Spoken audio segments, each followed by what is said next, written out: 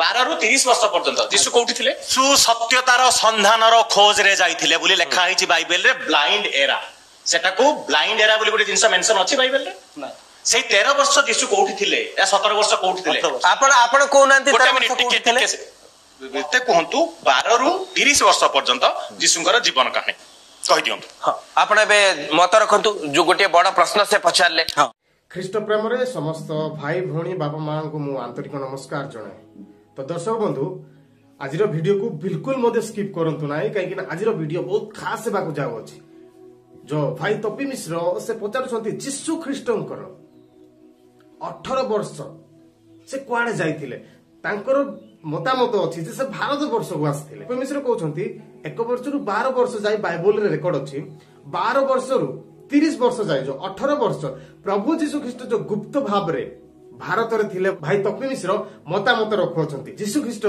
जो 18 वर्ष भारत वर्ष रे बुद्धदेवଙ୍କ पाखरे जोग शिक्षा करूथिले ना कोन करूथिले तो बाइबल रे से विषय रेकॉर्ड अछि कि नै से विषय हमें आलोचना करिबा तेणु वीडियो को आरंभ शेष पर्यंत देखंतु काकि ना प्रत्येक विश्वासिनी मानक पय ए विषयटी बहुत इंपोर्टेंस बहुत गुरुत्वपूर्ण ए विषय को नै अणविश्वासी भाई भौणी माने मध्ये अनेक मत रखुअछंती तेणु बहु मात्रा रे शेयर करंतु से माने मध्ये जानिबा आवश्यक बाइबल रे रेकॉर्ड अछि सब विषय सेही विषय गोटी गोटी आलोचना करिबा तेणु वीडियो को बिल्कुल मध्ये स्किप करंतु नै आरंभ शेष पर्यंत देखंतु एवं संग साथी मानक सो डेफिनेटली शेयर करंतु चलंतु अजथा समय नष्ट न करी आज रे वीडियो को स्टार्ट करिबा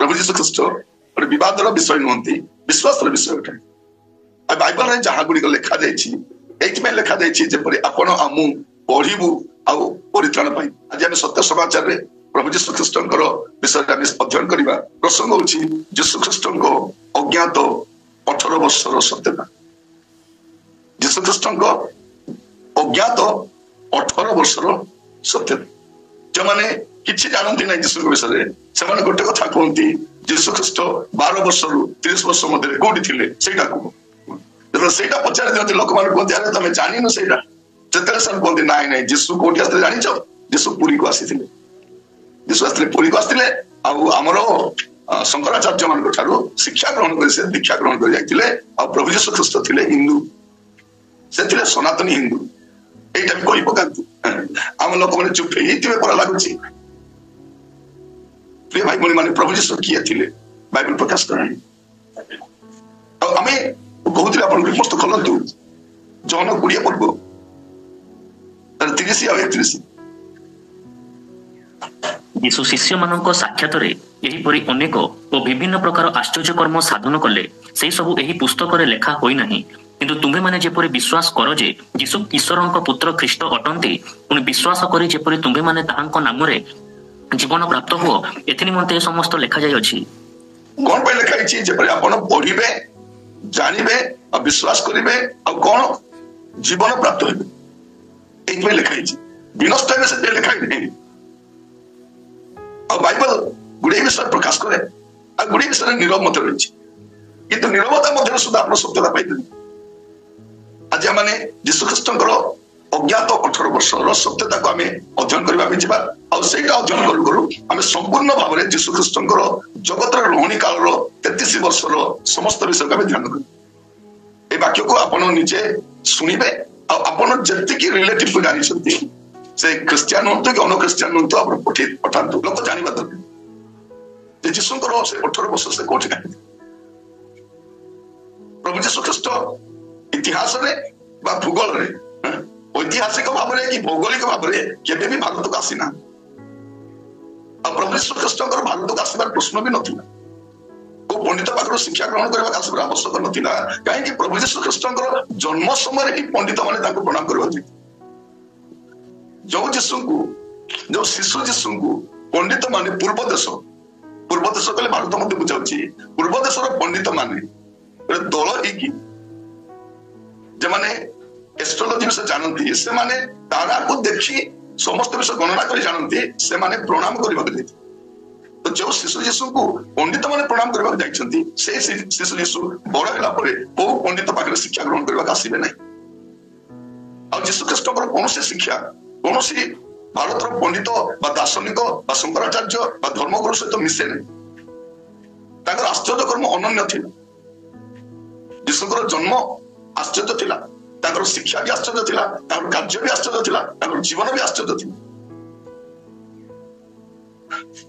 मृत्यु मध्य आश्चर्य आ मृत्यु पर से तृतीय दिवस पुनरुत्थित होती भारत कौन व्यक्ति एपरिक कौन देवदेवी कौन शंकराचार्य कौन धर्मगुरु मरिक उठी ना विद्या शिखे आज आपन को धर्मशास्त्र बाइबल रे जहाँ जहाँ लिखा जाइए जन्म स्वर्गारोहण पर्यंत प्रति विषय टिकी निकी भाव करने चाहे अब यहाँ प्रत्येक ख्रीस्टियान जानवा दरकार और प्रत्येक जो जीशु को विश्वास करते ना से भी जानवा दरकार प्रथम से देखा जीशु ख्रीष्ट जीशु ख्रीष्ट जन्म होबार अच्छा नुह से जन्म होती द्वारा समस्त विश्व सृष्टि प्रथम से पदरा पढ़ी जौन तार प्रथम अध्याय 3 पद जौन प्रथम अध्याय तार 3 पद ताहांको द्वारा समस्त सृष्ट हैला आ जे समस्त सृष्ट होइछि सेति मध्यरु गोटे सुधा ताहांको बिना सृष्ट होई नहि एठी हम जानछु जे प्रभु जीशु ख्रीष्ट किए से सृष्टिकर्ता अटंती से किए अटंती से सृष्टिकर्ता अटंती से सृष्टिकर्ता और से कौन कले से देवदान करी जगत को आसिले यदि आपण देखिबे आपण तारो 18 पद पढतो केही केबे ईश्वरंको देखि नाही पितांको कोलस्थित अद्वितीय पुत्र ताहांको प्रकाश कले प्रभु यीशु ख्रीष्ट ईश्वर को केही केबे देखिने यदि ईश्वर को केही केबे देखि नांती हम देश लोक मन का को देखि छ तुम का को देखिलो जे आकृति बने पकेलो ईश्वर को तो केही केबे देखि नांती तुम का को देखिलो भाई बनी माने जतरा लोक माने शिक्षित लोक माने पचारंती हम उत्तर भी दे पारु अमेरिकार जनसंख्या 34 कोटी आमर देवदेवी 33 कोटी किंतु आमे एते थाई कि मध्य अमेरिका तो समान नहीं से सुपर पावर से ज्ञान रे से धन रे सब रे नंबर 1 आमर 33 कोटी थाई मध्य किछ काम अवांतर विषय गुड़ा लोक मान लदिबा पई चाहंती एटा में देखो केही के विस्पर को देखिना प्रभु यीशु ख्रीष्ट देह धारण करी जगत को आसिले जे जगत सृष्टि करता प्रथम विषय आम यीशु ख्रीष्ट अज्ञात से 18 वर्ष अध्ययन करने समय प्रथम जन्म देखिए और यहाँ मन रखी था प्रभु यीशु ख्रीष्ट जन्म होबार नांती से थिबार जन्म होइछि और भारत जिते राजा मान को देखिए वंशावली नहीं अधिकार तांकर बापार बापा तार बापा गोटे आसी पारिबे यीशु ख्रीष्ट संपूर्ण वंशावली मानव भाव में आसिले मानवीय संपूर्ण हिस्ट्री अच्छी यीशु इतिहास अटंती काल्पनिक नुहति यीशुकर जन्म रेकर्ड करा जायछि इट इज रेकॉर्डेड ताकर जन्म रेकर्ड करा जायछि आपण जदि देखिबे लुक तार 2 पर्व प्रथम 3 पद से समय समस्त साम्राज्यवासी नाम लेखाजिबा निमंते काइसर अगस्टंक ठारू आज्ञा घोषणा करागला सूर्यार शासनकर्ता किरणीयंक समय प्रथम थर एही नाम लेखा होइतिला सेति निमंते समस्ते नाम लेखेबा पई आपण आपण नगर को जाउतिले पुणी जोसेफ मध्य नाम लेखेबा निमंते मरियम को सहित गालिलीर नाजरित नगररू जिहुदा प्रदेशर बेतलहिम नामक दाऊदंक नगर को गले कारण से दाऊदंक वंश और गोष्ठीर लोक थिले कारण आज दाऊदंक नगर रे तुम मानक निमंते त्राणकर्ता जन्म ग्रहण करियछंती से ख्रीष्ट प्रभु प्रभु यीशु ख्रीष्टकर जन्म एठी रेकॉर्ड करछथि लुक जने वैद्य थिले डॉक्टर थिले ता सहित इतिहास लिखिबा व्यक्ति थिले हिस्टोरियन थिले और यीशु ख्रीष्टकर संपूर्ण इतिहास को से लिखुछन संपूर्ण जीवन को लुक ताकर दुईटी पुस्तक लिखुछन लुक दुईटी पुस्तक लिखिछथि सेता अण जीव थिले आज भास्कर कहले अण क्रिश्चियन थिले प्रभु को जानिले से यीशु ख्रीष्टकर जन्म आरंभ करी यीशु ख्रीष्टकर स्वर्गारोहण और द्वितीय आगमन सब से देखो कंप्लीट हिस्ट्री लेखो कंप्लीट जीवन लेखो तो ये देखो जहाँ पढ़ी लुक 2 पर्व तर 1 पद 4 पद 11 पद प्रभु यीशु ख्रीष्टकर जन्म रेकर्ड होइछि से बेथलेहेम रे जन्म ग्रहण कले नाजरितर बेथलेहेम रे और एटा मते जन्म ग्रहण करिवे बोली कि मिखा तर 5 पर्व 2 पद आगु लिखाइछि 550 वर्ष पूर्व और प्रभु यीशु ख्रीष्ट सेठी जन्म ग्रहण कले এটা প্রথম বিষয় রেকর্ড করନ୍ତୁ। তারপরে 2 পর্ব 21 পদ, লୁକ 2 পর্ব 21 ପଦ। ତାହାଙ୍କୁ ସୁନ୍ନତ କରିବା ସକାଶେ ଅଷ୍ଟମ ଦିନ ଉପସ୍ଥିତ ହୁଅନ୍ତେ ତାହାଙ୍କର ନାମ ଯୀଶୁ ଦିଆଗଲା। ଏହି ନାମ ତାହାଙ୍କ ଗର୍ଭସ୍ଥ ହେବା ପୂର୍ବରୁ ଦୂତଙ୍କ ଦ୍ୱାରା ଦିଆଯାଇଥିଲା। ପ୍ରଭୁ ଯୀଶୁ ଖ୍ରୀଷ୍ଟ ଏହି ସ୍ଥାନରେ ଅଷ୍ଟମ ଦିନରେ ସୁନ୍ନତ ହୋଇଛନ୍ତି।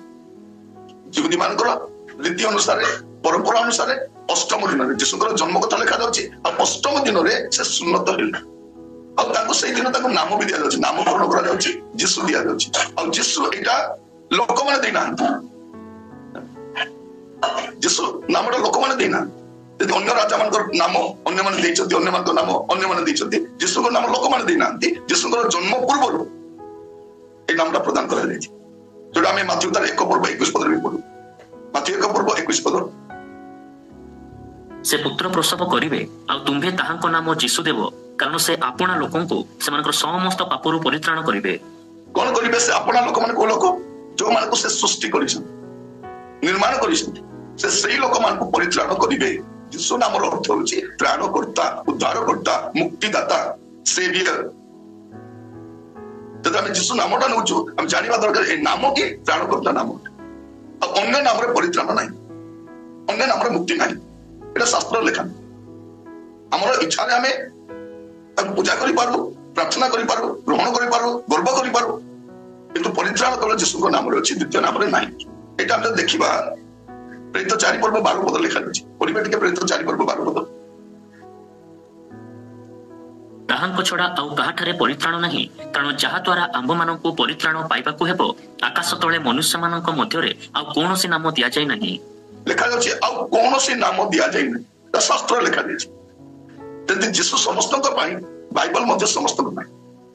ବାଇବଲ କେବଳ ଖ୍ରୀଷ୍ଟିଆନ ମାନଙ୍କ ଧର୍ମଗ୍ରନ୍ଥ ନୁହେଁ, ବାଇବଲ ସମସ୍ତଙ୍କ ପାଇଁ। ତେଣୁ ମଣିଷ ଭାବରେ ସେ ନିଶ୍ଚିତ ଭାବରେ ସେ ଯୀଶୁକୁ ଗ୍ରହଣ କରନ୍ତୁ ବା ନ କରନ୍ତୁ, ବାଇବଲ ପଢିବା ଦରକାର, ତେଣୁ ସେ ସତ୍ୟତାକୁ ଜାଣିପାରିବେ। ବିନା ବାଇବଲ ଈଶ୍ୱରକୁ ଜାଣି ହବନି। ଈଶ୍ୱର କିଏ ବିନା ବାଇବଲ କୌଣସି ମଣିଷ ଜାଣିପାରିବନି। ବାଇବଲ ହିଁ ସମ୍ପୂର୍ଣ୍ଣ ଈଶ୍ୱରକୁ ପ୍ରକାଶ କରେ। ବାଇବଲ ହେଉଛି ମାନବ ସମାଜର ସମ୍ପୂର୍ଣ୍ଣ ଇତିହାସ। ମାନେ ମନୁଷ୍ୟ ସୃଷ୍ଟି ହେଲା, ପୃଥିବୀ କେମିତି ସୃଷ୍ଟି ହେଲା, ପୃଥିବୀ କେମିତି ବିନଷ୍ଟ ହବ, ତାପରେ କଣ ହବ, ମୃତ୍ୟୁ ପରେ କଣ ହବ, ସବୁ ବିଷୟ। ମଣିଷ କେମିତି ସୃଷ୍ଟି ହେଲା, ଧୂଳିରୁ ତିଆରି ହେଲା। ଆଉ ମଣିଷ ଜନ୍ମ ହେବା ପାଇଁ 84,000 ଜନିରେ ପ୍ରବେଶ କରିବାର ଆବଶ୍ୟକ ନାହିଁ। ସେ ମୃତ୍ତିକାରୁ ତିଆରି ହେଇଛି, ସେ ମୃତ୍ତିକାରେ ମିଶିବ, ତାପରେ ତାର ବିଚାର ହବ। ସେ ଅନନ୍ତ ସ୍ୱର୍ଗକୁ ଯିବ, ନହେଲେ ଅନନ୍ତ ନରକକୁ ଯିବ। এটা আমি দেখো যীশু খ্রিস্ট অষ্টম দিନରେ ସୁନ୍ନତ ହେଲେ, এইটা ମଧ୍ୟ ରେକର୍ଡ ହେଲେ। ତାପରେ ଲୁକ 2 ପର୍ବ 40-41। ଆଉ ଶିଶୁ ବୃଦ୍ଧି ପାଇବାକୁ ଲାଗିଲେ ଓ ଜ୍ଞାନରେ ପୂର୍ଣ୍ଣ ହେଉ ହେଉ ଶକ୍ତିମାନ ହେଲେ। ପୁଣି ଈଶ୍ୱରଙ୍କ ଅନୁଗ୍ରହ ତାହାଙ୍କ ଉପରେ ଥିଲା। ତାହାଙ୍କ ପିତାମାତା ପ୍ରତିବର୍ଷ ନିସ୍ତାର ପର୍ବ ସମୟରେ ଜେରୁସାଲେମକୁ ଯାଉଥିଲେ। ଏଠି 12 ବର୍ଷ କଥା ଲେଖା ହେଇଛି। କଣ ଲେଖା ଅଛି? ଆପଣ 40-41 ବି ପଢିଲେ, ଆଉ ଥରେ ପଢନ୍ତୁ 40-41। ଆଉ ଶିଶୁ ବୃଦ୍ଧି ପାଇବାକୁ ଲାଗିଲେ ଓ ଜ୍ଞାନରେ ପୂର୍ଣ୍ଣ ହେଉ ହେଉ ଶକ୍ତିମାନ ହେଲେ। ପୁଣି ଈଶ୍ୱରଙ୍କ ଅନୁଗ୍ରହ ତାହାଙ୍କ ଉପରେ ଥିଲା। ତାହାଙ୍କ ପିତାମାତା ପ୍ରତିବର୍ଷ ନିସ୍ତାର ପର୍ବ ସମୟରେ ଜେରୁସାଲେମକୁ ଯାଉଥିଲେ। ତାହାଙ୍କର 12 ବର୍ଷ ସମୟରେ ସେମାନେ ପର୍ବର ରୀତି ଅନୁସାରେ ସେଠାକୁ ଯାତ୍ରା କଲେ। ପ୍ରଭୁ ଯୀଶୁ ଖ୍ରୀଷ୍ଟଙ୍କୁ ସେମାନେ ପ୍ରତିବର୍ଷ, ଏବେ 12 ବର୍ଷ ବୟସରେ ଦେଖିଲୁ ଆମେ ଯୀଶୁଙ୍କର ଜନ୍ମ ଲେଖାଯାଉଛି, ଅଷ୍ଟମ ଦିନ ସୁନ୍ନତ ହେଲେ, ଆଉ 12 ବର୍ଷ ବୟସରେ ସେ କୋଉଠି ଆସିଛନ୍ତି, ପୁଣି ଥରେ ଜେରୁସାଲେମକୁ ଯାଉଛନ୍ତି। ସେମାନେ ରୀତି ଅନୁସାରେ ପ୍ରତିବର୍ଷ ନିସ୍ତାର ପର୍ବ ସମୟରେ କୋଉଠିକି ଯାଉଥିଲେ, ଜେରୁସାଲେମକୁ ଯାଉଥିଲେ। ଏବେ 12 ବର୍ଷ କଥା ଲେଖା ହେଇଛି। ଆଉ ଏଇ ଘଟଣା ଆମେ ଜାଣୁ ଯେ ପ୍ରଭୁ ଯୀଶୁ ଖ୍ରୀଷ୍ଟ ଏଇ ସମୟରେ କଣ ହଉଛି, ଆପଣ ଟିକେ ପଢିବେ ତାର 46-47 ପଦ। 3 ଦିନ ପରେ ସେମାନେ ତାହାଙ୍କୁ ମନ୍ଦିରରେ ପାଇଲେ। ସେ ପଣ୍ଡିତମାନଙ୍କ ମଧ୍ୟରେ ବସି ସେମାନଙ୍କ କଥା ଶୁଣୁଥିଲେ ଓ ସେମାନଙ୍କୁ ପ୍ରଶ୍ନ ପଚାରୁଥିଲେ। ଆଉ ଯେତେ ଲୋକ ତାହାଙ୍କ କଥା ଶୁଣୁଥିଲେ, ସମସ୍ତେ ତାହାଙ୍କ ବୁଦ୍ଧି ଓ ଉତ୍ତରରେ ଆଚମ୍ବିତ ହେଉଥିଲେ। ପ୍ରଭୁ ଯୀଶୁ ଖ୍ରୀଷ୍ଟ 12 ବର୍ଷ ବୟସରେ ସେ ପଣ୍ଡିତମାନଙ୍କ ସହିତ କଥା ହେଲେ। ପଣ୍ଡିତମାନେ ନିରୁତ୍ତର ହେଉଥିଲେ, ଆଚମ୍ବିତ ହେଉଥିଲେ। ପଣ୍ଡିତମାନଙ୍କ ସହିତ ଯୋଉ ଯୀଶୁ 12 ବର୍ଷ ବୟସରେ ବସି ଆଲୋଚନା କରିପାରୁଛନ୍ତି, ସେ ଓଡ଼ିଶାକୁ ଆସିବାର ଆବଶ୍ୟକ ନାହିଁ। ଆପଣ ଯଦି ଇତିହାସ ବି ପଢିବେ ବା ଭୂଗୋଳ ବି ଦେଖିବେ, ପ୍ରଭୁ ଯୀଶୁ ଖ୍ରୀଷ୍ଟ ଭୌଗୋଳିକ ଭାବରେ ମଧ୍ୟ କେବେ ମଧ୍ୟ ସେ ଭାରତକୁ ଆସିନାହାନ୍ତି। ଏଠି ଆମେ ଦେଖୁ ଯେ ପ୍ରଭୁ ଯୀଶୁ ଖ୍ରୀଷ୍ଟ 12 ବର୍ଷ ବୟସରେ ତାଙ୍କୁ ଜେରୁସାଲେମକୁ ନିଆଗଲା। ଆଉ ସେଇଠି ସେ ପ୍ରାୟ 3 ଦିନ ପର୍ଯ୍ୟନ୍ତ ଭିଡ ସକାଶେ ଖୋଜି ପାରିଲେ ନାହିଁ। ଏମାନେ ଭାବିଲେ ଯେ ପ୍ରଭୁ ଯୀଶୁ ସମସ୍ତେ ଆସି ଯାଇଛନ୍ତି, ସେମାନେ ଗୁଡ଼େଇ ବାଟ ଆସିଲେ, ପୁଣି ଫେରିକି ଗଲା ପରେ ଯୀଶୁଙ୍କୁ ସେମାନେ ମନ୍ଦିରରେ ଦେଖା ପାଉଛନ୍ତି। ତାପରେ ସେମାନେ ବ୍ୟତିବ୍ୟସ୍ତ ହେବାରୁ ସେମାନେ ପୁଣି ଥରେ ଯୀଶୁଙ୍କ ସାଥିରେ ନେଇକି ଗଲେ ଆଉ ନେଇକି ଗଲା ପରେ କଣ ହଉଛି ଆପଣ ଦେଖିବେ 51 ପଦ ଆଉ 52 ପଦ ପଢୁ ଲୁକ 2 ପର୍ବ 51-52 ପରେ ସେ ସେମାନଙ୍କ ସାଙ୍ଗରେ ବାହୁଡ଼ି ନାଜରିତକୁ ଆସିଲେ ଓ ସେମାନଙ୍କର ବଶୀଭୂତ ହୋଇ ରହିଲେ। ପୁଣି ତାହାଙ୍କ ମାତା ଏହି ସମସ୍ତ କଥା ସାବଧାନ ରୂପେ ଆପଣ ହୃଦୟରେ ରଖିଲେ। ଆଉ ଯୀଶୁ ଜ୍ଞାନରେ ଓ ଶରୀରରେ ପୁଣି ଈଶ୍ୱରଙ୍କ ଓ ମନୁଷ୍ୟମାନଙ୍କ ଅନୁଗ୍ରହରେ ବୃଦ୍ଧି ପାଇଲେ। ପ୍ରଭୁ ଯୀଶୁ ଖ୍ରୀଷ୍ଟ କଣ କଲେ ସେ 12 ବର୍ଷ ବୟସରୁ ବାହୁଡ଼ି ଆସିଲା ପରେ ସେ ନାଜରିତରେ ରହିଲେ। ସେ ରହିଲେ ସେଠି 12 ବର୍ଷରୁ ସେ 30 ବର୍ଷ ପର୍ଯ୍ୟନ୍ତ ସେ ନାଜରିତରେ ହିଁ ରହିଛନ୍ତି। ଆଉ ସେ କଣ କରିଛନ୍ତି ରହିକି ମାର୍କ ତାର 6 ପର୍ବ 3 ପଦରେ ଦେଖିବେ ମାର୍କ 6 ପର୍ବ 3 ପଦ ଏ କି ସେଇ ବଢେଇ ନୁହେଁ? ଏ କି ମରିୟମର ପୁଅ ଆଉ ଯାକୁବ ଯୋଶୀ ଜିହୁଦା ଓ ସିମୋନର ଭାଇ ନୁହେଁ? ପୁଣି ଏହାର ଭଉଣୀମାନେ କି ଏଠାରେ ଆମ୍ଭମାନଙ୍କ ସାଙ୍ଗରେ ନାହାନ୍ତି? ଆଉ ସେମାନେ ତାହାଙ୍କଠାରେ ବିଘ୍ନ ପାଇଲେ। ପ୍ରଭୁ ଯୀଶୁ ଖ୍ରୀଷ୍ଟଙ୍କର ଜନ୍ମ ପରେ କାରଣ ପ୍ରଭୁ ଯୀଶୁ ଖ୍ରୀଷ୍ଟଙ୍କର ଜନ୍ମ ହିଁ ପବିତ୍ର ଭାବରେ ହେଇଥିଲା ପବିତ୍ର ଆତ୍ମାଙ୍କ ଦ୍ୱାରା ହେଇଥିଲା କିନ୍ତୁ ତାପରେ ଯୋସେଫ ମରିୟମଙ୍କ ଦ୍ୱାରା ଅନେକ ପୁତ୍ର ସନ୍ତାନ ଜାତ ହୋଇଥିଲେ ତାର ରେକର୍ଡ ସେଠି ଲେଖାଯାଉଛି ଏମାନେ ଥିଲେ। ଆଉ ପ୍ରଭୁ ଯୀଶୁ ଏ କି ସେହି ବଢେଇ ନୁହେଁ ଯେହେତୁ ଯୋସେଫ ବଢେଇ କାର୍ଯ୍ୟ କରୁଥିଲେ ତେଣୁ ପ୍ରଭୁ ଯୀଶୁ ଖ୍ରୀଷ୍ଟ ମଧ୍ୟ ବଢେଇ କାର୍ଯ୍ୟ କରୁଛନ୍ତି ସେ କାର୍ଯ୍ୟ ସେ କରୁଛନ୍ତି ଆଉ ତାହା କରି ସେ ପରିବାରର ଅନ୍ୟ ସଦସ୍ୟ ମାନଙ୍କର ଯତ୍ନ ସେ ନେଉଛନ୍ତି ଯେହେତୁ ବଡ ପୁଅ ଭାବରେ ତାଙ୍କର ଦାୟିତ୍ୱ ଥିଲା ପରିବାରର ଯତ୍ନ ନେବା ତେଣୁ ସେ କଣ କରୁଛନ୍ତି ସେ ବଢେଇ କାର୍ଯ୍ୟ କରି ଯତ୍ନ ନେଉଛନ୍ତି। କେତେ ବର୍ଷ 12 ବର୍ଷରୁ 30 ବର୍ଷ ପର୍ଯ୍ୟନ୍ତ ସେ ନାଜରିତରେ ରହିଲେ ଆଉ ବଢେଇ କାର୍ଯ୍ୟ କଲେ ବଢେଇ କାର୍ଯ୍ୟ କରୁଥିଲେ ଏ କି ସେହି ବଢେଇ ନୁହେଁ 12 ବର୍ଷର ବଢେଇ ନୁହେଁ 12 ବର୍ଷର ବଢେଇ ବିଷୟ ଲୋକ 12 ବର୍ଷ କିଏ ବଢେଇ କାମ କରେନି 12 ବର୍ଷରୁ 30 ବର୍ଷ ପର୍ଯ୍ୟନ୍ତ ଯୋଉ 18 ବର୍ଷ ସେ ନାଜରିତରେ ରହିଲେ ମରିୟମଙ୍କର ଆଉ ତାଙ୍କର ସେ ଭାଇ ଭଉଣୀ ମାନେ ଥିଲେ ସେମାନଙ୍କ ପ୍ରତ୍ୟେକଙ୍କ ସେ ଯତ୍ନ ନେଲେ ଆଉ ଲୋକମାନେ ତାଙ୍କ ବିଷୟ କହୁଛନ୍ତି ଏ କି ସେହି ବଢେଇ ନୁହେଁ। ତ ଏଇ 12 ବର୍ଷରୁ 18 ବର୍ଷ ସେ କୋଉଠି ଯାଇନାହାନ୍ତି ନାଜରିତରେ ରହିଲେ ଆଉ ବଢେଇ କାର୍ଯ୍ୟ କରୁଥିଲେ। ତାପରେ ପରବର୍ତ୍ତୀ ବିଷୟ ଲୁକ ଲେଖୁଛନ୍ତି ଲୁକ କମ୍ପ୍ଲିଟ ବିଷୟ ଲେଖୁଛନ୍ତି ଯେହେତୁ 12 ବର୍ଷରୁ 18 ବର୍ଷରେ ସେ ବଢେଇ କାର୍ଯ୍ୟ କଲେ ଆଉ ସେଇଗୁଡାକ ପ୍ରାଞ୍ଜଳ ଭାବରେ ଲେଖିବା ଆବଶ୍ୟକ ନାହିଁ ତେଣୁ ସେ ଖାଲି ଏତିକି ଲେଖିଲେ ଗଲେ ବଶୀଭୂତ ହେଇକି ରହିଲେ 12 ବର୍ଷରୁ ଗଲେ ରହିଲେ ଆଉ 30 ବର୍ଷ ପର୍ଯ୍ୟନ୍ତ ସେ ବଢେଇ କାର୍ଯ୍ୟ କରି ସେଠି ରହିଲେ। ତାପରେ ପରବର୍ତ୍ତୀ ବିଷୟ ଲୁକ ଲେଖୁଛନ୍ତି ଆଉ କଣ ହେଲା ତାପରେ ଲୁକ 3 ପର୍ବ 21 ପଦ ସମସ୍ତ ଲୋକ ବାପ୍ତିଜିତ ହେଲା ଉତ୍ତାରେ ଯୀଶୁ ମଧ୍ୟ ବାପ୍ତିଜିତ ହୋଇ ପ୍ରାର୍ଥନା କରୁଥିବା ସମୟରେ ଆକାଶ ଉନ୍ମୁକ୍ତ ହେଲା। ଏଇଟା ଆମେ ଦେଖୁଛୁ ଯେ ପ୍ରଭୁ ଯୀଶୁ ଖ୍ରୀଷ୍ଟ ଏବେ ବାପ୍ତିଜିତ ହେବା ପାଇଁ ଆସୁଛନ୍ତି କେତେ ବର୍ଷ ବୟସରେ ତାଙ୍କର 30 ବର୍ଷ ବୟସରେ ସେ ବାପ୍ତିଜିତ ହେବା ପାଇଁ ସେ ଆସୁଛନ୍ତି ତାଙ୍କର ବାପ୍ତିସ୍ମ ବି ରେକର୍ଡ ହେଇଛି ବାପ୍ତିସ୍ମ ତାଙ୍କର ସୁନ୍ନତ ବି ରେକର୍ଡ ହେଇଛି ଆଉ ତାଙ୍କର ବାପ୍ତିସ୍ମ ମଧ୍ୟ ରେକର୍ଡ କରାଯାଇଛି। ତାପରେ ଆପଣ ଦେଖିବେ 3 ପର୍ବ 23 ପଦ ଯୀଶୁ କାର୍ଯ୍ୟ ଆରମ୍ଭ କରିବା ସମୟରେ ତାହାଙ୍କୁ ପ୍ରାୟ 30 ବର୍ଷ ବୟସ ହୋଇଥିଲା। ଲୋକଙ୍କ ଧାରଣା ଅନୁସାରେ ସେ ଯୋସେଫଙ୍କ ପୁତ୍ର ଯୋସେଫ ଏଲିଙ୍କ ପୁତ୍ର। ଏଠି ଆମେ ଦେଖୁଛୁ କଣ ପ୍ରଭୁ ଯୀଶୁ ଖ୍ରୀଷ୍ଟ 30 ବର୍ଷ ବୟସରେ କଣ କଲେ ସେବା କାର୍ଯ୍ୟ ଆରମ୍ଭ କଲେ। ଯୀଶୁଙ୍କର ଜନ୍ମ ରେକର୍ଡ କରାଯାଇଛି ତାଙ୍କର ଅଷ୍ଟମ ଦିନ ସୁନ୍ନତ ବି ଲେଖାଯାଇଛି 12 ବର୍ଷ ବୟସର କଥା ଲେଖାଯାଇଛି 12 ବର୍ଷରୁ 30 ବର୍ଷ ସେ ନାଜରିତରେ ବଢେଇ ଭାବରେ ରହିଲେ। ଲୋକମାନେ ଜାଣିଲେ ଏ କି ସେଇ ବଢେଇ ନୁହେଁ ନାଜରିତରେ ଅନେକ ବଢେଇ ଥିଲେ କିନ୍ତୁ ଏଇ ବଢେଇ ସମସ୍ତଙ୍କର ଭିନ୍ନ ଥିଲେ ଏ ବଢେଇ କାହାକୁ ଠକନ୍ତି ନାହିଁ ମିଛ କୁହନ୍ତି ନାହିଁ କାମ ଠିକରେ କରନ୍ତି ଆଉ ଉଚିତ ସମୟରେ ଲୋକକୁ ଦିଅନ୍ତି ଆଉ ସେଇ ସେ ନାଜରିତରେ ସମସ୍ତେ ତାଙ୍କୁ ଜାଣିଥିଲେ ଏଇଟା ସେଇ ବଢେଇ ସେ କୋଉଠି ଯାଇନାହାନ୍ତି ବଢେଇ ଭାବରେ ରହିଲେ। ତାପରେ 30 ବର୍ଷ ବୟସରେ ସେ କଣ କରିଛନ୍ତି ତା ପୂର୍ବରୁ ସେ ବାପ୍ତିସ୍ତ ହେଲେ ଆଉ 30 ବର୍ଷ ବୟସରେ ସେବା କାର୍ଯ୍ୟ ଆରମ୍ଭ କଲେ। ତାପରେ 4 ପର୍ବ 1 ପଦ ଯୀଶୁ ପବିତ୍ର ଆତ୍ମାରେ ପୂର୍ଣ୍ଣ ହୋଇ ଜର୍ଦ୍ଦନରୁ ବାହୁଡ଼ିଲେ ଏବଂ 40 ଦିନ ପର୍ଯ୍ୟନ୍ତ ଆତ୍ମାଙ୍କ ଦ୍ୱାରା ପ୍ରାନ୍ତରରେ ଚାଳିତ ହୋଇ ଶୟତାନ କର୍ତ୍ତୃକ ପରୀକ୍ଷିତ ହେଉଥିଲେ। ଏବେ 40 ଦିନର ପ୍ରଭୁ ଯୀଶୁ ଖ୍ରୀଷ୍ଟଙ୍କର ଉପବାସ ମଧ୍ୟ ସେ ରେକର୍ଡ କରୁଛନ୍ତି।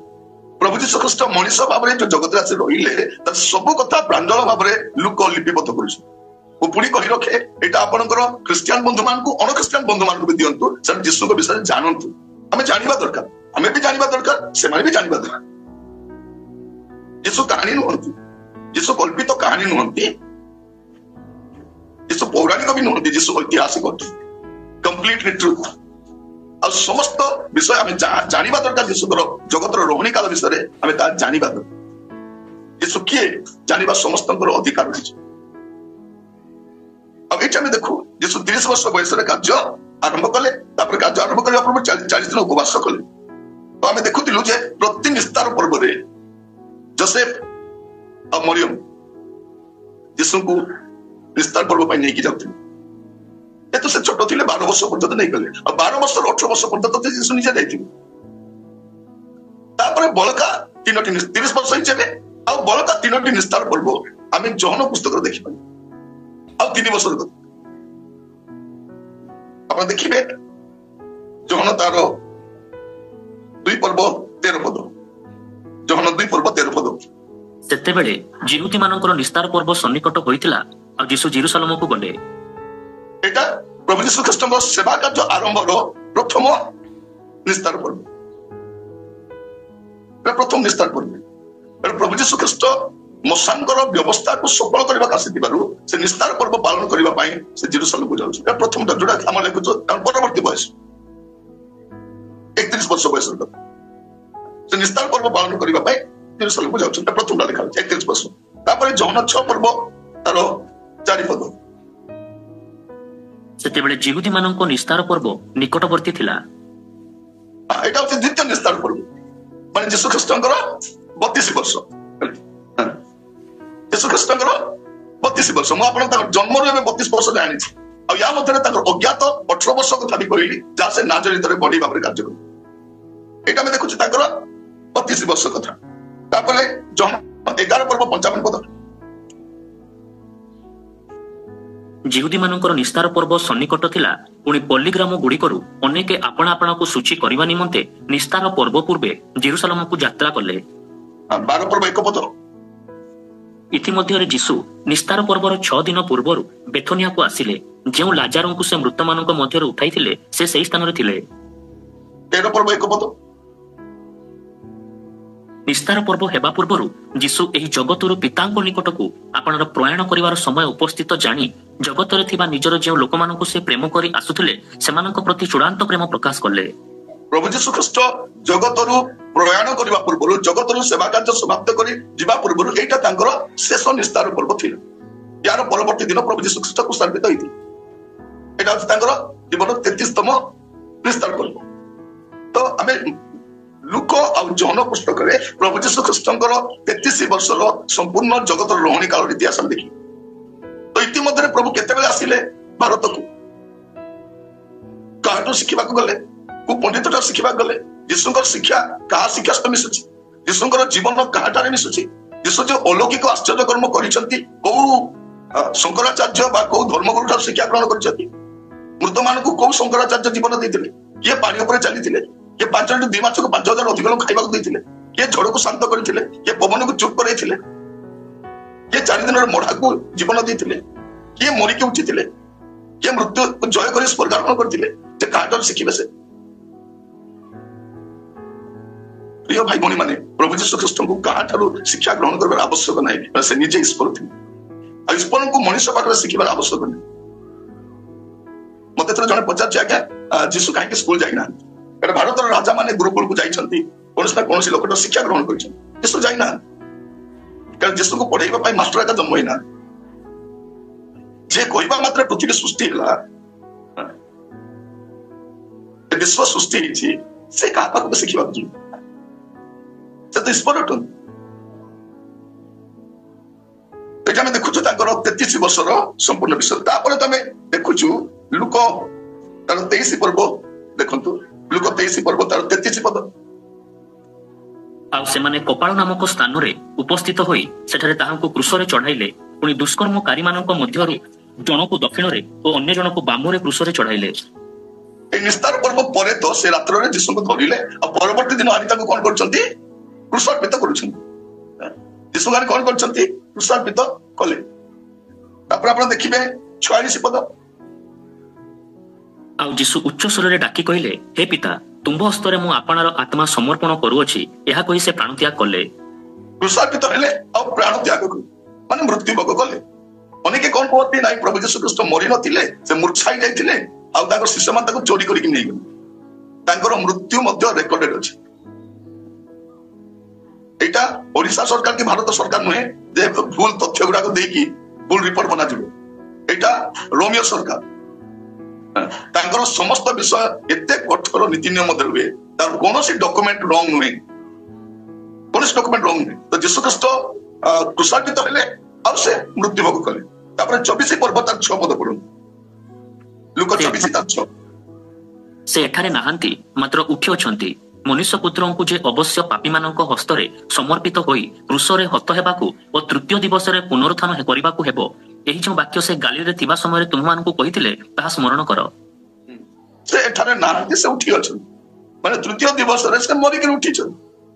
ଲୋକ ସବୁ କଥା ଲେଖୁଛନ୍ତି, ତାଙ୍କର ଜନ୍ମ ବିଷୟ ଲେଖୁଛନ୍ତି, ତାଙ୍କର ଶିକ୍ଷା ବି ଲେଖୁଛନ୍ତି, ତାଙ୍କର ଆଶ୍ଚର୍ଯ୍ୟ କର୍ମ ଲେଖୁଛନ୍ତି, ଯୀଶୁଙ୍କର ଦୁଃଖ ଭୋଗ, ତାଙ୍କର କୃଷାର୍ପିତ ହେବା, ତାଙ୍କର ସମାଧିସ୍ଥ ହେବା, ଆଉ ସେ ସମାଧିରୁ ଉଠିବା, ସେଇଟା ବି ସେ ଲେଖୁଛନ୍ତି। କେବଳ ସେତିକି ଲେଖୁନାହାନ୍ତି। ଆପଣ 24 ପର୍ବ ତାର 51 ପଦ ଦେଖନ୍ତୁ। ପୁଣି ସେମାନଙ୍କୁ ଆଶୀର୍ବାଦ କରୁ କରୁ ସେ ସେମାନଙ୍କ ଠାରୁ ଅନ୍ତର ହୋଇ ସ୍ୱର୍ଗକୁ ନୀତ ହେଲେ। 40 ଦିନ ପର୍ଯ୍ୟନ୍ତ ଅନେକଙ୍କୁ ସେ ଦର୍ଶନ ଦେଲେ, ଆଉ ଦର୍ଶନ ଦେଲା ପରେ ସେ ସ୍ୱର୍ଗକୁ ନୀତ ହେଲେ। ପ୍ରଭୁ ଯୀଶୁ ଖ୍ରୀଷ୍ଟ ତାଙ୍କର ଜଗତରେ ରହଣୀ କାଳ ମଧ୍ୟରେ କେବେ ଆସିନାହାନ୍ତି, ମା ମୃତ୍ୟୁକୁ ଜୟ କରି ଉଠିଲା ପରେ ମଧ୍ୟ, ପୁନର୍ଜୀବିତ ହେଲା ପରେ ମଧ୍ୟ ଭାରତକୁ ଆସିନାହାନ୍ତି। ଭାରତକୁ କିଏ ଆସିଥିଲେ? ଯୀଶୁଙ୍କର ଶିଷ୍ୟ ଥୋମା ଆସିଥିଲେ। କେବେ ଆସିଥିଲେ? AD 52 ରେ ସେ ଭାରତକୁ ଆସିଥିଲେ। ମାନେ ଆଜିକୁ 1972 ବର୍ଷ ପୂର୍ବରେ ଯୀଶୁଙ୍କର ଶିଷ୍ୟ ଥୋମା ସେ ଭାରତକୁ ଆସି ପ୍ରଚାର କରିଥିଲେ, ମଣ୍ଡଳୀ ସ୍ଥାପନ କରିଥିଲେ। ସେଇ ସମୟରେ ଖ୍ରୀଷ୍ଟିଆନ ମାନେ ଆରମ୍ଭ ହେଲେ, ଯୀଶୁକୁ ବିଶ୍ୱାସ କରିବା ଲୋକ। ଇଂରେଜ ମାନେ ଯୀଶୁଙ୍କ ବିଷୟରେ ପ୍ରଚାର କରିବାକୁ ଆସିନଥିଲେ। ଇଂରେଜ ମାନେ ବ୍ୟବସାୟ କରିବାକୁ ଆସିଥିଲେ। ଇଷ୍ଟ ଇଣ୍ଡିଆ କମ୍ପାନୀ ବ୍ୟବସାୟ କରିବାକୁ ଆସିଥିଲା, ଆଉ ଇଂରେଜ ମାନେ ଶାସନ କରିବାକୁ ଆସିଥିଲେ। ସେମାନେ ପ୍ରଚାର କରିବାକୁ ଆସିନଥିଲେ। ଯଦି ଆପଣ ଇତିହାସ ପଢିବେ ଜାଣିପାରିବେ ସେ ସମୟର ସେମାନେ ପ୍ରଚାର କାର୍ଯ୍ୟକୁ ବନ୍ଦ ବି କରୁଥିଲେ। କାହିଁକି? ଯଦି ଏମାନେ ପ୍ରଚାର କରିବେ ଆମର ବ୍ୟବସାୟରେ ବାଧା ପାଇବେ। ତେଣୁ ଇଂରେଜ ମାନେ ସାହାଯ୍ୟ କରିନାହାନ୍ତି, ବରଂ ସେବା କାର୍ଯ୍ୟକୁ ବନ୍ଦ କରିବାକୁ ଚେଷ୍ଟା କରୁଛନ୍ତି। ତେଣୁ ଇଂରେଜ ମାନେ ଯୀଶୁଙ୍କର ବିଷୟରେ ଭାରତକୁ କିଛି ନାହିଁ ପ୍ରଚାର କରିବାକୁ ଆସିନଥିଲେ। ତ ପ୍ରଭୁ ଯୀଶୁ ଖ୍ରୀଷ୍ଟଙ୍କର ଏଇଟା ଆମେ ଦେଖୁଛୁ, ସେ ସ୍ୱର୍ଗକୁ ନୀତ ହେଲେ। এইটা লেখিলা পরে যেତେବେଳେ ଲୁକ ତାଙ୍କର ଦ୍ୱିତୀୟ ପତ୍ର ଲେଖୁଛନ୍ତି, ପ୍ରେରିତ ପୁସ୍ତକ ଲେଖିବା ସମୟରେ, ପ୍ରେରିତ ତାର 1 ପର୍ବ 11 ପଦ। ପୁଣି ସେମାନେ କହିଲେ, ହେ ଗାଲିଲୀୟ ଲୋକେ, କାହିଁକି ତୁମେମାନେ ଆକାଶ ଆଡ଼କୁ ଚାହିଁ ଠିଆ ହୋଇଅଛ? ଏହି ଯେଉଁ ଯୀଶୁ ତୁମମାନଙ୍କ ନିକଟରୁ ସ୍ୱର୍ଗରେ ଗୃହୀତ ହେଲେ, ତାହାଙ୍କୁ ତୁମେମାନେ ଯେଉଁ ପ୍ରକାରେ ସ୍ୱର୍ଗକୁ ଯିବାର ଦେଖିଲ, ସେ ସେହି ପ୍ରକାରେ ଆଗମନ କରିବେ। ଏବେ ସେ କଣ କହୁଛନ୍ତି? ଯୀଶୁ ସ୍ୱର୍ଗକୁ ଗଲେ, ଆଉ ଏବେ ସେ ସ୍ୱର୍ଗରୁ ସେ ପ୍ରକାର ଆଗମନ କରିବେ। ଲୁକ ଏଇଟା ବି ଲେଖୁଛନ୍ତି, ଖାଲି ଜନ୍ମ କଥା ଲେଖୁନାହାନ୍ତି। ଲୁକ ଯୀଶୁଙ୍କର ଜନ୍ମ ବିଷୟ ଲେଖୁଛନ୍ତି, ଯୀଶୁଙ୍କର ସୁନ୍ନତ ବର୍ଷ 8ମ ଦିନ ଲେଖୁଛନ୍ତି, 12 ବର୍ଷର କଥା ଲେଖୁଛନ୍ତି, ଆଉ 12 ବର୍ଷରୁ 30 ବର୍ଷ ପର୍ଯ୍ୟନ୍ତ ସେ ନାଜରିତରେ ବଢେଇ କାର୍ଯ୍ୟ କଲେ, ସେଇଟା ବି ଲେଖାଯାଉଛି। ତା ସହିତ 30 ବର୍ଷ ହେବା ପରେ ସେ ବାପ୍ତିସ୍ତ ହେଲେ, ଆଉ ସେବା କାର୍ଯ୍ୟ ଆରମ୍ଭ କଲେ। ଜହନ ତାଙ୍କର 3ଟି ନିସ୍ତାର ପର୍ବ, ମାନେ ଆହୁରି 3 ବର୍ଷର ସେବା କାର୍ଯ୍ୟ ବି ଲେଖୁଛନ୍ତି। ତ 33 ବର୍ଷ ହେଲେ। ତାପରେ ଯୀଶୁ କଣ ହଉଛନ୍ତି? ଶତ୍ରୁ ହସ୍ତରେ ଧରା ପଡିଲା ପରେ ଆମମାନଙ୍କର ଜଗତର ଲୋକମାନଙ୍କର ପରିତ୍ରାଣ ନିମନ୍ତେ ଆପଣାର ପ୍ରାଣ ସେ କ୍ରୁଶରେ ବଳି କରୁଛନ୍ତି। ସେ କ୍ରୁଶରେ କୃଷାର୍ପିତ ହେଲେ, ସେ ମୃତ୍ୟୁଭୋଗ କଲେ, ସେ ସମାଧିସ୍ଥ ହେଲେ, ଆଉ ସମାଧିରୁ ସେ ତୃତୀୟ ଦିବସରେ ଉଠିଲେ। ଆଉ ଲୋକ ଲେଖୁଛନ୍ତି ତାଙ୍କର ସ୍ୱର୍ଗକୁ ନୀତ ହେବା କଥା ବି ଲେଖୁଛନ୍ତି। ଆଉ ଏଇଟା ଲେଖୁଛନ୍ତି ସେ ଯେପରି ସ୍ୱର୍ଗକୁ ଯାଇଛନ୍ତି ସେଇଠାରୁ ସେ ସେଇପରି ଆଗମନ ମଧ୍ୟ କରିବେ। ସେ ଆଗମନ କରିବା ଗଲେ କଣ କରିବେ? ସେ ବିଚାର କରିବାକୁ ଆସିବେ, ସତ୍ୟ ଧର୍ମରେ ବିଚାର କରିବେ। এইটা ଲୋକ ତାଙ୍କ ପ୍ରେରିତ ପୁସ୍ତକରେ ଲେଖୁଛନ୍ତି। ଏବେ ଚାରିଆଡେ ଲୋକମାନଙ୍କୁ କଣ କୁହାଯାଉଛି? ମନ ପରିବର୍ତ୍ତନ କରିବା ପାଇଁ କୁହାଯାଉଛି। ମନ ପରିବର୍ତ୍ତନ କଲେ ହିଁ ଜଣେ ଲୋକ ସ୍ୱର୍ଗ ରାଜ୍ୟକୁ ଯାଇପାରେ। ଧର୍ମ ପରିବର୍ତ୍ତନ ନୁହେଁ, ନାମ ପରିବର୍ତ୍ତନ ନୁହେଁ, ଜାତି ପରିବର୍ତ୍ତନ ନୁହେଁ, ମନ ପରିବର୍ତ୍ତନ। এইটা ସମସ୍ତଙ୍କୁ ଜଣାଯାଉଛି। ପ୍ରେରିତ 17 ପର୍ବ 30 ପଦ। ଈଶ୍ୱର ସେହି ଅଜ୍ଞାନତାର କାଳ ଉପେକ୍ଷା କରିଅଛନ୍ତି ସତ୍ୟ, କିନ୍ତୁ ଏବେ ସେ ସର୍ବତ୍ର ସମସ୍ତ ମନୁଷ୍ୟଙ୍କୁ ମନ ପରିବର୍ତ୍ତନ କରିବା ନିମନ୍ତେ ଜଣାନ୍ତି। ଏବେ ସେ କଣ କରୁଛନ୍ତି? ସମସ୍ତଙ୍କୁ ମନ ପରିବର୍ତ୍ତନ କରିବା ପାଇଁ ଜଣାଉଛି। ଧର୍ମ ପରିବର୍ତ୍ତନ ନୁହେଁ। କୋଉଠି ବି ଖ୍ରୀଷ୍ଟିଆନ ମାନେ ଧର୍ମାନ୍ତରୀକରଣ କରନ୍ତି ନାହିଁ। ଏଟା ଗୋଟେ ନୂଆ ଶବ୍ଦ ବାହାର କରୁଛନ୍ତି, ଧର୍ମାନ୍ତରୀକରଣ। କୋଉଠି ମଧ୍ୟ ମୋର ଜାଣିବାରେ ଧର୍ମାନ୍ତରୀକରଣ ହେଇନାହିଁ, ଏକୁ ମଧ୍ୟ ନାହିଁ। କଣ କୁହାଯାଉଛି? ମନ ପରିବର୍ତ୍ତନ କର, ଜୀବନ ପରିବର୍ତ୍ତନ କର, ଚରିତ୍ର ପରିବର୍ତ୍ତନ କର, ପାପକୁ ପରିତ୍ୟାଗ କର। এইটা ସର୍ବତ୍ର ସମସ୍ତଙ୍କୁ ଜଣାଯାଉଛି। ଏଟାକୁ କୁହାଯାଏ ସୁସମାଚାର ପ୍ରଚାର। ସୁସମାଚାର କିଏ? ସୁସମାଚାର ଯୀଶୁ। ସେଇଟା ଲୋକ ଲେଖୁଛନ୍ତି। ଲୋକ 2 ପର୍ବ ପୁଣିଥରେ ପଢିବା 10 ଆଉ 11 ପଦ। ଲୋକ 2 ପର୍ବ 10 ଆଉ 11। ସେଥିରେ ଦୂତ ସେମାନଙ୍କୁ କହିଲେ, ଭୟ କର ନାହିଁ।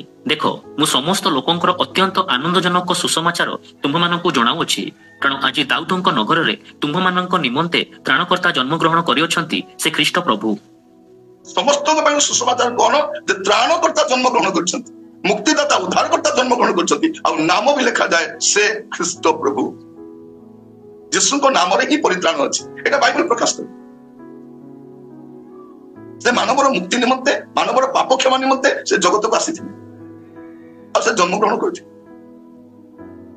सुष्ट मनुष्य को उद्धार तार धर्म कर्म त्याग तपस्या पुण्य हुए ना तेणु त्राणकर्ता आसबार आवश्यक था से त्राणकर्ता आसिले आज से सुसमाचार समस्त को जन दि जाऊँगी मन परिवर्तन करने कारण परवर्ती पद लिखा जाऊँगी प्रेरित 17 पर्व 31 पद पढ़े प्रेरित 17:31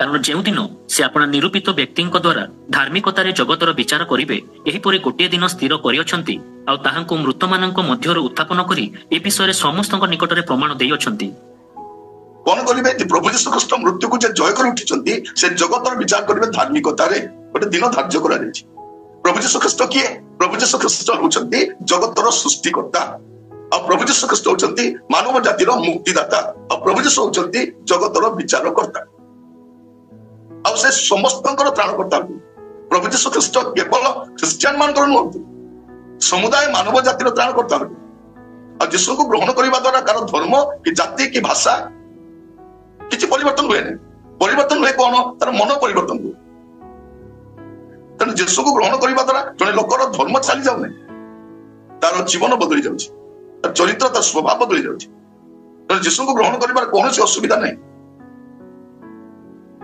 कहीं भी ग्रहण कर परित्राण केवल यीशु ठारे ही मिले और प्रभु यीशु ख्रीष्ट समस्त त्राण करता दुईटा पद में पढ़ा तीतस तार 2 पर्व 11 पद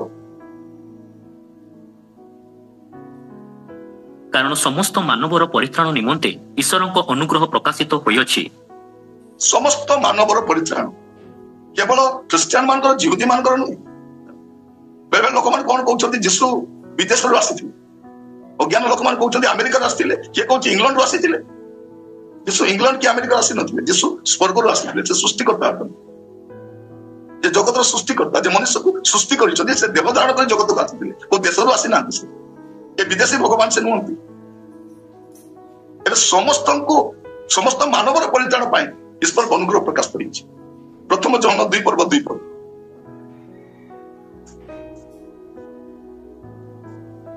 आउ से आम्भमानଙ୍କ पाप निमंते केवल आम्भमानଙ୍କ पाप निमंते नुहे मात्र समस्त जगतर पाप निमंते मध्य प्रायश्चित स्वरूप अटंती से कौन अटंती समस्त मानव जातिर परित्राण निमंते प्रायश्चित स्वरूप अटंती केवल आम पाई नु कौन लिखा जाउछि आउ से आम्भमान पाप निमंते केवल आम्भमान पाप निमंते नुहे मात्र समस्त जगतर पाप निमंते मध्य प्रायश्चित समस्त जगतर पाप प्रायश्चित यीशु अछि जतले जने लोक यीशु को ग्रहण करूछि से तार त्राणकर्ता को ग्रहण करता मुक्तिदाता को ग्रहण करूछि ए भाई मान आपण मान को कहि रखे जे कोनोसी धर्म आपण को परित्राण दे परिबनी कोनोसी धर्म कर्म आपण को परित्राण दे परिबनी मुक्ति केवल केवल यीशु दे परिबे आ अन्य केही दे परिबे एटा शास्त्र कहूछि आ मु जा कहूछि आपण माने मत देखि पारुछ आपण को बाइबल से या लिखा छै मो बाइबल जा लिखा तेनु मु पढिबा पई कहूछि जदि जने लोक अधिक यीशु विषय जानिबा पई चाहे से निहाती बाइबल पढिबा बाइबल न पढ़ी यीशु को जानी हबनी आजिकल में देखुछु गुडे बाबा माने यीशु के विषय कहउछंती नेता माने यीशु के विषय कहउछंती फिल्म स्टार माने यीशु के विषय कहउछंती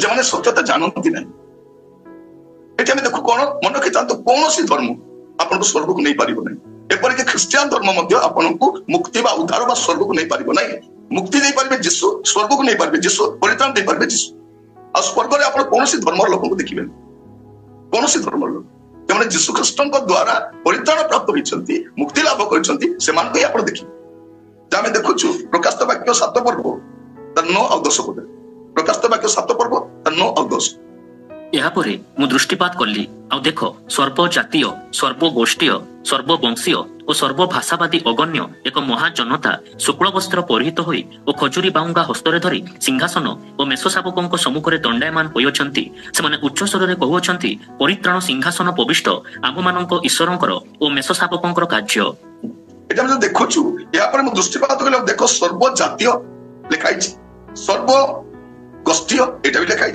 ସର୍ବବଂଶୀୟ ଲେଖା ହେଇଛି, ସର୍ବଭାଷାବାଦୀ ଲେଖା ହେଇଛି, ଏଠି ସର୍ବଧର୍ମୀୟ ଲେଖା ହେଇନି।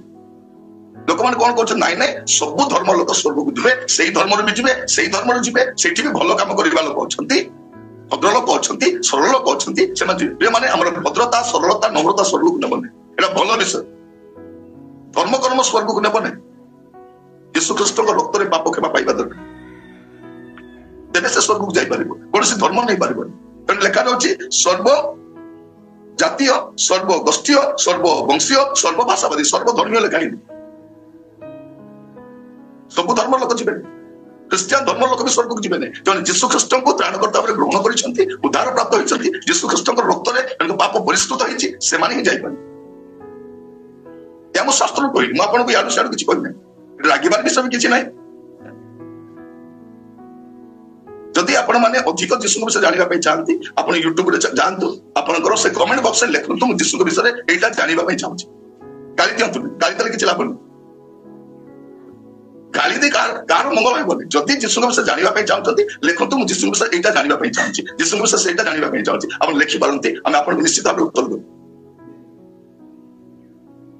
ନିଶ୍ଚିତ ଭାବରେ ଆପଣଙ୍କୁ ଉତ୍ତର ଦେବୁ। ଯାହା ଲେଖା ହେଇଛି ତାହା ନିଶ୍ଚିତ ଭାବରେ ଜଣେଇବୁ, ଯାହା ଲେଖା ହେଇନି ଲେଖା ହେଇନି। ଯେ କହୁଛନ୍ତି ଅଜ୍ଞାତ 18 ବର୍ଷ କୋଉଠି କାଟିଲେ, ଆଜି ଆମେ ଶିକ୍ଷାରେ ଦେଖିଲୁ 18 ବର୍ଷ କୋଉଠି କାଟିଲେ। 18 ବର୍ଷ କଥା ମୁଁ କହିନାହିଁ, ଯୀଶୁ ଖ୍ରୀଷ୍ଟଙ୍କର ଜଗତର ରହଣୀ କାଳର 33 ବର୍ଷର ସମସ୍ତ ବିବରଣ ମୁଁ ଆପଣଙ୍କୁ ଦେଉଛି। ତେଣୁ ପ୍ରଭୁ ଯୀଶୁ ଖ୍ରୀଷ୍ଟ ଯୁକ୍ତିତର୍କର ବିଷୟ ନୁହନ୍ତି, ବିଶ୍ୱାସର ବିଷୟ ଅଟେ। ଯେ କିଏ ବିଶ୍ୱାସ କରିବ ସେ ବିନଷ୍ଟ ନ ହୋଇ ପରିତ୍ରାଣ ପ୍ରାପ୍ତ ହେବ। ପ୍ରଭୁ ଆପଣମାନଙ୍କୁ ଆଶୀର୍ବାଦ କରନ୍ତୁ। ଆସନ୍ତୁ ପ୍ରାର୍ଥନା କରିବୁ। ଅନୁଗ୍ରହକାର ପିତା ପରମେଶ୍ୱର, ଆପଣଙ୍କୁ ଧନ୍ୟବାଦ ଦଉଛୁ। ସତ୍ୟ ସମାଚାର ଆଜି ସେଇ 26ଟି ଅଧ୍ୟାୟ ପର୍ଯ୍ୟନ୍ତ ଆମେ ଆସିପାରିଛୁ। ଆଜିର ଅଧ୍ୟାୟରେ ପ୍ରଭୁ ଯୀଶୁ ଖ୍ରୀଷ୍ଟଙ୍କ ବିଷୟରେ ଅଧ୍ୟୟନ କରିବା ପାଇଁ ଦେଇଥିବାରୁ ଧନ୍ୟବାଦ ଦିଏ। ପ୍ରଭୁ ଏଇ ସମ୍ବାଦ ଯେପରି ଆମର ଖ୍ରୀଷ୍ଟିଆନ, ଅଣଖ୍ରୀଷ୍ଟିଆନ ଯେଉଁମାନେ ମଧ୍ୟ ଶୁଣିବେ ପ୍ରଭୁ, ସେମାନଙ୍କ ପରିତ୍ରାଣ ନିମନ୍ତେ ଏହା ଏକ ସତ୍ୟ ସମ୍ବାଦ ହଉ ପ୍ରଭୁ। ଯେବେ ସେମାନେ ସତ୍ୟ ସତ୍ୟ ଜାଣିପାରିବେ, ଲୋକମାନଙ୍କର ଅବାନ୍ତର ଯୁକ୍ତିତର୍କ, ଅବାନ୍ତର କଥାର ଶିକାର ନ ହେବେ, ଏଥିପାଇଁ ଦୟାକରି ସାହାଯ୍ୟ କର ପ୍ରଭୁ। ବାଇବଲରେ ଯାହା ଲିଖିତ ହୋଇଅଛି ଆମର ପରିତ୍ରାଣ ନିମନ୍ତେ, ଅନନ୍ତ ଜୀବନ ଯେପରି ପାଇପାରିବେ, ପ୍ରତ୍ୟେକଙ୍କୁ ସାହାଯ୍ୟ କର ପ୍ରଭୁ। ଆଗାମୀ ଅଧ୍ୟାୟରେ ମଧ୍ୟ ଆମକୁ ଅନୁଗ୍ରହ କର। ପ୍ରତ୍ୟେକଙ୍କୁ ଆପଣଙ୍କ ହସ୍ତରେ ରଖିଲି, ଦୟାକର ପ୍ରଭୁ। ଜଗତର ରହଣୀ କାଳ ମଧ୍ୟରେ ଯେପରି ଆମ ଜୀବନକୁ ସଜାଡ଼ି ପାରିବୁ ଆଉ ଅନନ୍ତ କାଳ ପାଇଁ ପ୍ରସ୍ତୁତ ହୋଇପାରିବୁ, ଆମକୁ ଅନୁଗ୍ରହ। ମନୁଷ୍ୟ ଥରେ ଜନ୍ମ ହୁଏ, ଥରେ ମୃତ୍ୟୁଭୋଗ କରେ, ତାପରେ ତାର ବିଚାର ହୁଏ, ତାର ଅନନ୍ତ କାଳ ସ୍ୱର୍ଗରେ ନଚେତ୍ ନର୍କରେ କାଟିବାକୁ ପଡିବ। ଏହା ବୁଝିବା ପାଇଁ ସାହାଯ୍ୟ କର, ଦୟା କର। ପ୍ରାର୍ଥନା ଶୁଣିଥିବାରୁ ଧନ୍ୟବାଦ।